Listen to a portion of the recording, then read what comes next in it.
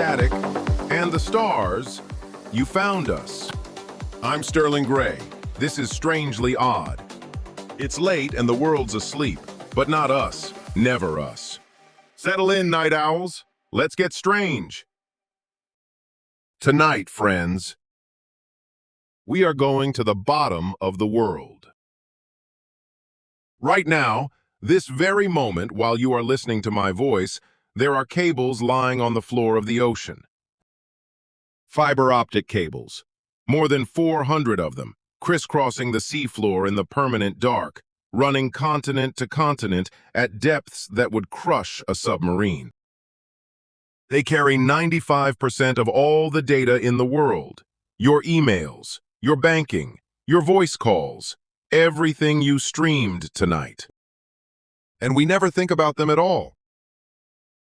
Down there in the cold and the absolute dark, under miles of water, just passing along the light. Nothing alive, nothing listening. At least, that is what we have always told ourselves. 8 months ago, a segment of fiber-optic cable, one of the Pacifica 3 system branches, running from the coast of Washington state deep into the Pacific, sitting at 3,200 meters below the surface, began producing something that nobody had put in. Not data, not interference. Something structured, something with cadence. Something that, when engineers finally ran it through a voice frequency analyzer, passed the phoneme detection test. Voices, friends. Voices coming from somewhere nothing with a voice should be. From a cable on the floor of the Pacific Ocean, 3,000 meters down. My guest tonight has spent 12 years building and maintaining the deep-sea cable infrastructure that keeps the world connected. She has been inside this investigation since the first anomaly was logged. Dr. Mara Thorne joins us from the Pacific Northwest. We are going to hear what she found right after this. Don't go wandering off into the dark just yet. Strangely Odd with Sterling Gray returns in just a moment. Stay with us. This is Strangely Odd with Sterling Gray. It's after midnight somewhere. Truth is, it's always after midnight here. The world goes quiet, and the strange gets loud. Wherever you are tonight, friend, you are not alone out there. Stay with us. You know who I'm talking to. The night shift, the truck drivers, the dispatchers. The ones who watch the moon do its slow rotation while the rest of the world sleeps. Sleepless Nights coffee was made for you. And for me. Dark roast, fair trade, brewed by people who've worked third shift themselves. A bag a month, mailed direct to your door. Sleeplessnights.coffee. They keep me going. They'll keep you going too. You're listening to Sterling Gray on Strangely Odd. Sit tight, night owls. You're right where you need to be. And we're back.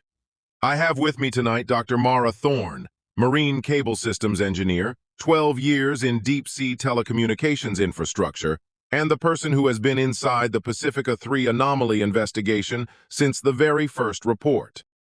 Dr. Thorne, welcome to Strangely Odd. Thank you for making the call tonight. Thank you, Sterling. I've gone back and forth on whether to speak publicly about this. So, here we are. Here we are. Tell me about the Pacifica 3 cable. What is it? Sure. So, the Pacifica 3 is a trans-Pacific fiber system. We're talking about a bundle of fiber strands that runs from a landing station near Port Angeles, Washington, and branches out. One path goes to Japan, one to Guam. It's been operational for about 11 years. Commercial cable. Carries internet traffic for multiple carriers. Completely unremarkable, as cables go. Until segment 14. Until segment 14. Yeah. That segment starts about 300 miles offshore, runs southwest. It sits at roughly 3,200 meters at its deepest. Below the continental shelf, out on the abyssal plain. When did it start? Late October. We run weekly diagnostics, signal return checks, amplifier health, the usual. And the return on segment 14 came back with something I'd never seen before. My first instinct was interference. It's always interference. But But interference is broadband. It's chaotic. What I was seeing was narrowband, specific frequency bands. And it repeated. Not exactly, not like a loop, but there were patterns that recurred. Like, if you heard someone speaking a language you didn't know, and they used the same phrase twice, you'd recognize the repetition, even without understanding the words. describe what it sounded like. For the night owls listening right now, Okay, so, a fiber cable doesn't really produce sound, but we can render the signal data as audio to analyze it. And what I heard was low, very low frequencies, around 60 hertz. At first, it sounded like pressure waves, the way the ocean groans when large masses of water shift. That's actually a real phenomenon. It's called the bloop, if you've heard of that. But then there was a rhythm, a cadence, something in it that my brain kept trying to pass as speech. And I kept telling myself I was pattern matching on noise. So I ran it through the phoneme detection algorithm, not expecting anything. I was just eliminating hypotheses. And it flagged. 78%. 69, 78, and 81, on 3 separate samples from 3 separate days. The detection threshold for the tool I use is 60%. We were well above it. And then you ran a language analysis. I had a colleague at the university, a computational linguist, run a spectral comparison against her database, which includes quite a lot. Living languages, historical languages, reconstructed languages. It came back with partial matches to 7 different language families, 7. including some that are categorized as extinct. Tell me about that. One sequence, maybe 40 seconds of the signal, matched a spectral pattern from a Polynesian dialect. A language with no living speakers. Hasn't been spoken in more than 300 years. Dr. Thorne. I know. I don't know what to do with that. Neither do I. And I say that as someone who has been sitting with it for 8 months. I genuinely do not have a framework for that result. 300 years is a long time. A language no living person has spoken in 300 years. My colleague, and she was very careful about this, said that a match at this confidence level either means we have the most extraordinary coincidence in the history of linguistics, or something is producing frequency patterns that were last used by human voices 3 centuries ago. She used the word using. I didn't argue. The cable inspection. You sent a vehicle down. We did. Getting a remotely operated vehicle to that depth is not fast, and it is not cheap. It took 6 weeks to get authorized, ship positioned, equipment ready. And when we got there, the cable was pristine. Physically undamaged. No kinks, no abrasion. The outer sheathing was completely clean. Clean. Unusually clean. You almost always see biofouling at that depth. Organisms that colonize the sheathing, barnacles, tube worms. There was none. It looked like it had been laid last week. And then we lost the vehicle. Wow. The ROV went offline. Complete signal dropout. 11 minutes and 22 seconds. Our team assumed a tether fault, started preparing to abort. Then it came back online. And it had moved 40 meters along the cable. in the direction of the nearest deep-sea repeater. The vehicle moved 40 meters and nobody touched it. Our thruster logs showed no activity. The movement record was blank. The camera had been recording continuously, but those 11 minutes of footage showed only the cable. Stationary. Nothing in the water. 11 minutes and 22 seconds. Yeah, What do your engineers think happened in those 11 minutes? we have theories. None of them are satisfying. The most charitable is that the vehicle hit a sharp thermocline layer that disrupted its guidance systems. But our tether is fiber optic, not acoustic. The thermocline doesn't explain the dropout. The other theory, and I'm not comfortable with it, is that something moved the vehicle deliberately. Set it back down 40 meters along the cable, facing the repeater. Toward the thing that amplifies the signal. Toward the thing that amplifies the signal. Yes. Tell me about the ping. About 2 months after the ROV inspection, we ran a standard network test. The Guam terminal sent a diagnostic pulse, a calibration signal, 4.2 seconds at a specific frequency. Completely routine. 36 hours later, segment 14 produced a response. A response. A 4.2 second sequence. Shifted frequency, but exactly 4.2 seconds. The same duration as the pulse we'd sent in. Like it was translating. I'm careful with that word. But, yes, like it had received us. And it took 36 hours. And then it answered. 36 hours. At whatever speed it works at, Sterling. Whatever pace it lives at. Do you think it knows it reached you? I think the 36-hour delay is not a latency problem. Mm-hmm. I think that is how long it takes to formulate, to decide to respond, whatever that means for something that has been down there for however long this has been going on. You told me it isn't staying contained. When we first detected the anomaly, it was confined to roughly 40 kilometers of segment 14. As of last month, we're seeing the same signal characteristics on a completely different branch. 800 kilometers away. The two segments are not physically connected in that zone. There's no path for those signals to migrate through our infrastructure. They're not traveling along the cable. No. Or if they are, it's through something we don't have instruments for. You mentioned being told to keep quiet.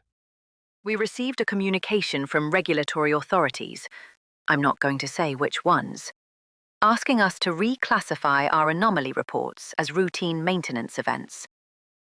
The phrase used was premature speculation. But I've been in contact with engineers at 2 other cable companies, different systems, different oceans. They are seeing the same signal characteristics, the same migration pattern. One of them has records going back 14 months. Before yours even started. Before ours started. Is there a pattern to when it's strongest?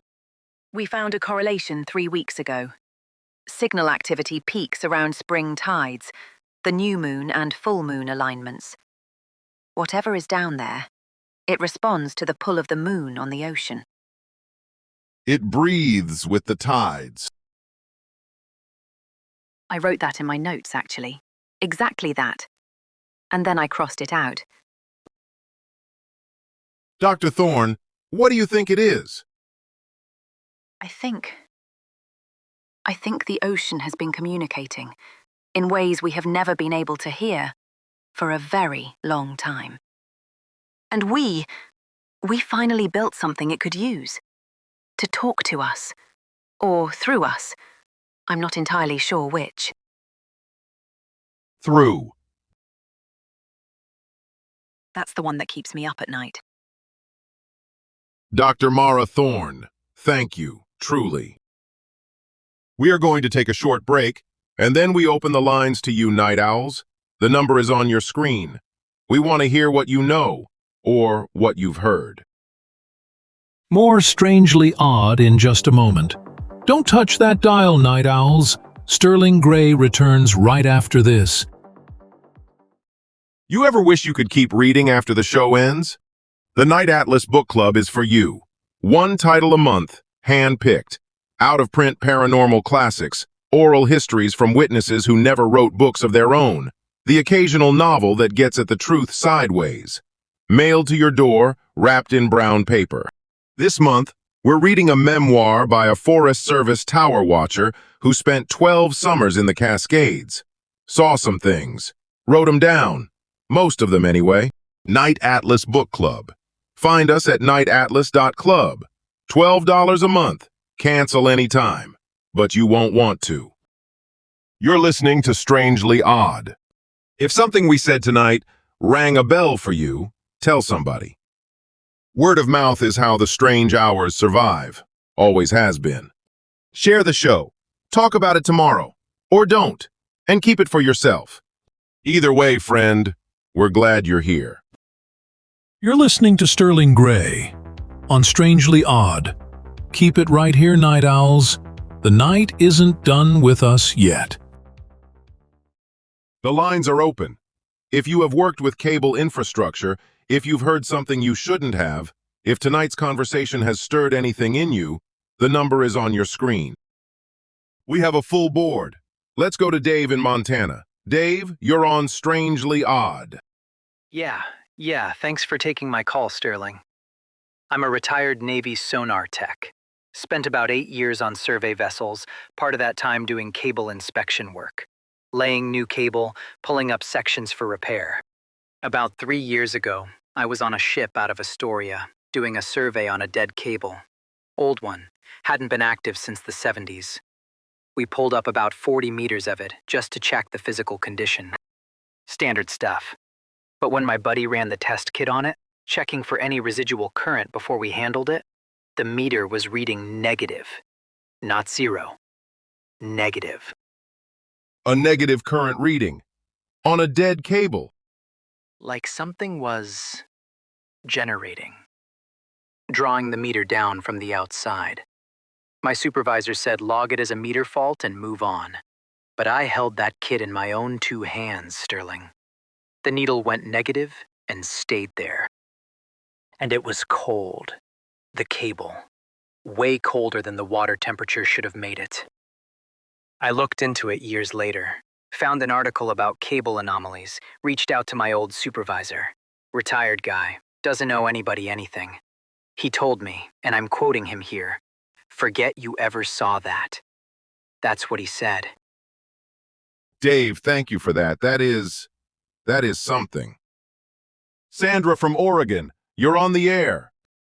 Hi, hi Sterling. I work the night shift at a coastal repeater station, where the cable comes ashore. I monitor the signal health software, the diagnostics. About 6 months ago, it started during my 2 a.m. cycle. I started getting an echo in the diagnostics. Not on the physical line, just in the software output. And it would last like 3 to 7 seconds, then disappear. I thought it was a bug.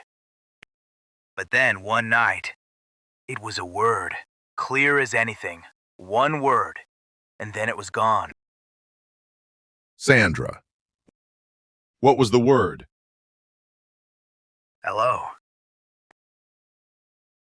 One word. One word. And then 2 nights later, it happened again. Different word that time. I wrote it down because I needed to prove to myself I hadn't imagined it. What was the second word? Hello. Oh boy. Sterling, can I come in here? Dr. Thorne, please. We have had 2 separate reports of single-word outputs in English. 2. We didn't know what to do with them. We set them aside. The words in our reports were different from Sandra's. But the fact that they're using words that humans use, words in living languages, that's the part that I can't. I haven't filed that anywhere in my head yet. You hadn't told me that. I wasn't sure I was going to. Sandra, thank you. Thank you for that. Jerome from New Mexico. Go ahead. Hey, yeah. So I'm an amateur radio guy. I've got a scanner set up that can pick up some of the VHF and HF coordination channels the cable ships use. Maritime communications, vessel traffic, that kind of thing. About 4 months ago, I started picking up something on one of those channels. Not ship traffic. 2 voices. Having what sounded like a conversation. Not in English. I don't know what language. I still don't know. But the cadence was... It was back and forth, like a real exchange. I recorded it. 22 minutes of it. I tried monitoring it back, trying to get a response, and nothing. Like they couldn't hear me, or weren't interested. Do you still have that recording? I uploaded it to a cloud drive right after. I've listened to it maybe 50 times. There's a point around the 12-minute mark where one of them, whatever they are, goes quiet for about 30 seconds. And when it comes back in, the tone has changed. Like it's upset or surprised. Jerome, you send that recording to us. You do that tonight. The address is on screen. We have one more. No name on the board, just an area code. Caller, go ahead.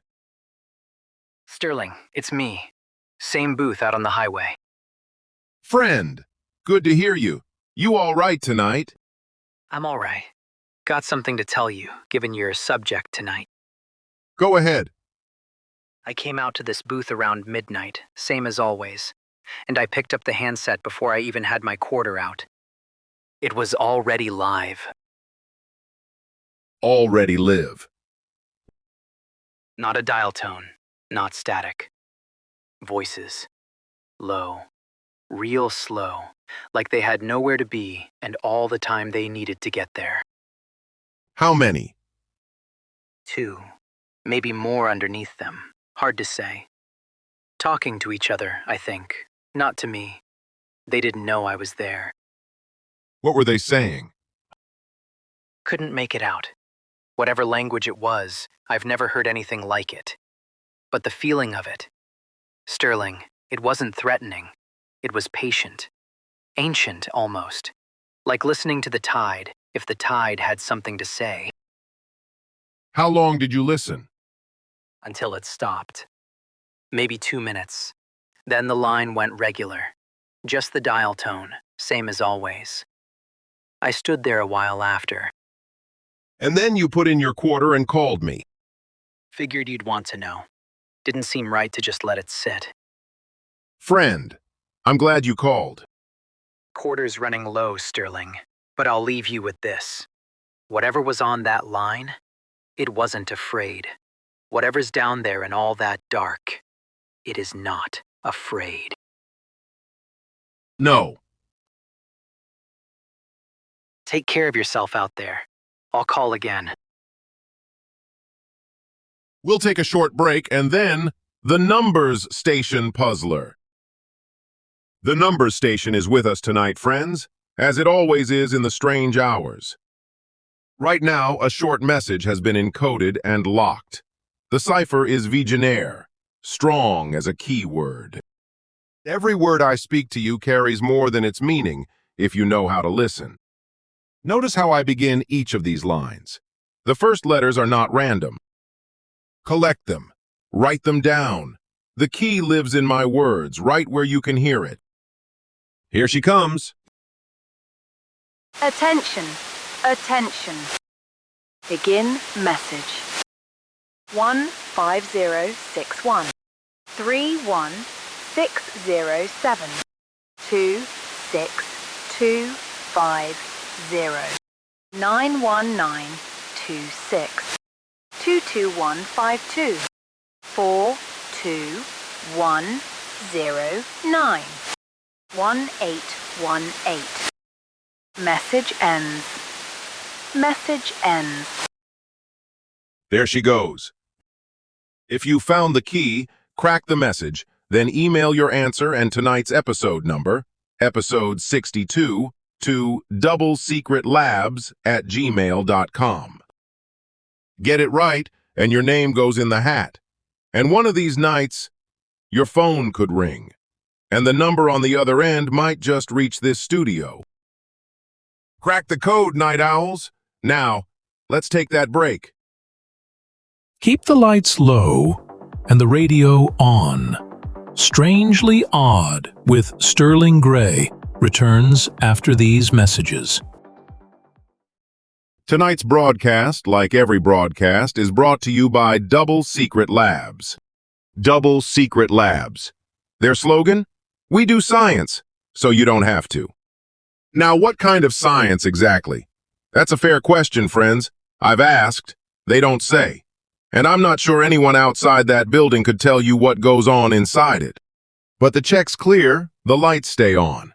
So do yourself a favor, friends. Like and subscribe to Double Secret Labs. And find the show itself, Strangely Odd, on YouTube, or wherever you get your podcasts. Take us into the dark with you. Double Secret Labs. We do science, so you don't have to. Folks, that's our hour together. Lock your doors, draw the curtains, and if you hear something out there, just remember, you're not the only one listening. I'm Sterling Gray. This has been Strangely Odd.